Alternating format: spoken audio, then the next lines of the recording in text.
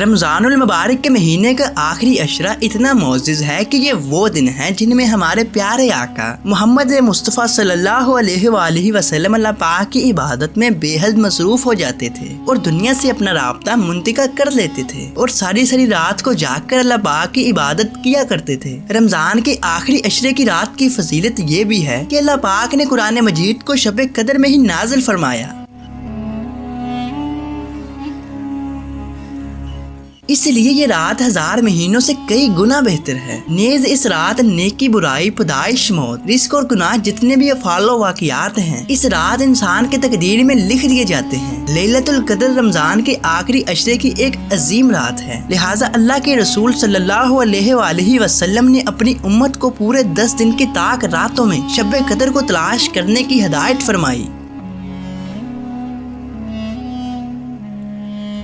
आले रसूल के घर इस रमजान के आखिरी अशरे में इबादत का मामूल हुआ करता था, लिहाजा रवायात में आता है हजरत फातिमा रज़ियल्लाहु ताला अन्हा लैलतुल क़द्र की रात यानी शब कदर की रात किसी को सोने नहीं देती थी और खाना कम देती थी और फरमाया करती थी कि वो शख्स मरहूम हो जाए जो शब कदर की खैर से मरहूम कर दिया गया हो। एक रवायत में आता है कि एक मरतबा इमाम अली अलैहिस्सलाम से सवाल किया गया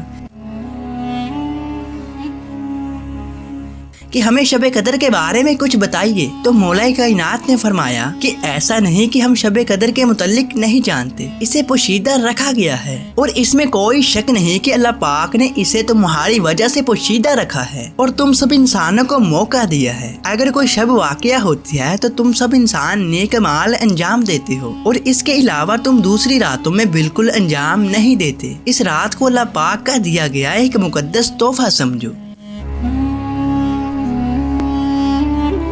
और अल्लाह पाक तुम पर अपना रहमो करम फरमाएगा। रवायात में आता है कि इस रात की कई निशानियां बताई गई हैं, लिहाजा मोहम्मद बिन मुस्लिम ने इमाम जाफिर सादिक से बयान किया कि एक शख्स ने आप अलैहिस्सलाम से सवाल किया कि इस अजमत और फजीलत वाली रात की पहचान क्या है, तो आप अलैहिस्सलाम ने फरमाया लैलतुल क़द्र की पहचान और अलामत ये भी है कि इसमें हवा खुशगवार हो जाती है और अगर इस रात में हवा सर्द और खनक होती है तो गर्म और मोतदल हो जाती है और अगर इस रात में हवा सर्द और खनक होती है तो गर्म और मोतदल हो जाती है और अगर हवा गर्म होती है तो खनक और खुशगवार हो जाती है।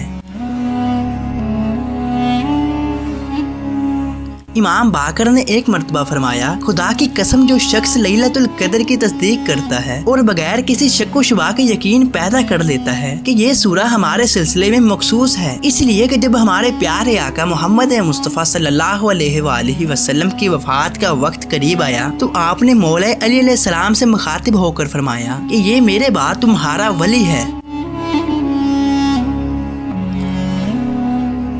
और अगर तुमने इसकी अताअत की तो दुनिया व आखिरत में कामयाब हो जाओगे। और जो कोई भी इंसान लैलतुल क़द्र के सिलसिले में ईमान नहीं लाता वो मुनकिर है और जो कोई शख्स लैलतुल क़द्र के सिलसिले में हमारे नजरिए के खिलाफ ईमान रखता है वो सच्चा नहीं हो सकता।